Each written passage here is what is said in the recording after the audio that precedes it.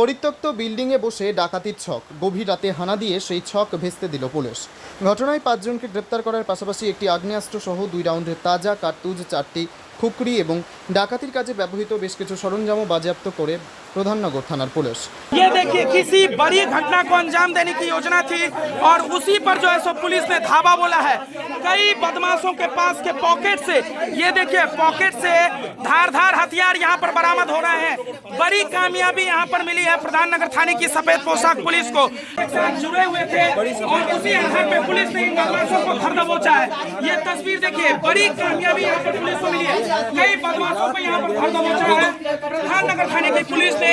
और वो तस्वीर हम आपको दिखाना है जहाँ पर बदमाशों की चेकिंग चल रही है। हथियार निकल रहे हैं बदमाशों के पास से। जी हाँ, हथियार निकल रहे हैं। बंदूक भी मिला है, बंदूक मिली है, एक आग्नेयास्त्र यहाँ पर बरामद मिला है।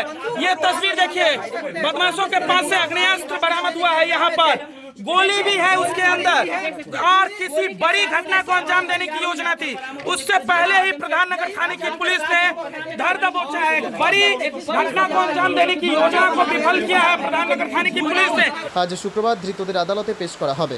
গোটা ঘটনায় তদন্ত শুরু করেছে পুলিশ। জানা গিয়েছে গতকাল গভীর রাতে দাগাপুর এলাকার একটি পরিত্যক্ত বিল্ডিংয়ে বেশ কিছু দুষ্কৃতী জমায়েত হয়। সূত্র মারফত সেই খবর পেতেই অভিযানে নামে প্রধাননগর থানার পুলিশ রাতের অন্ধকারেই হানা দিয়ে ৫ জনকে গ্রেপ্তার করে। যদিও সেই সময় আরও কয়েকজন দুষ্কৃতী পুলিশের উপস্থিতি টের পেতেই ঘটনাস্থল থেকে চম্পট দেয়। তাদের খোঁজে তল্লাশি শুরু হয়েছে। ব্যুরো রিপোর্ট, পিবি বার্তা।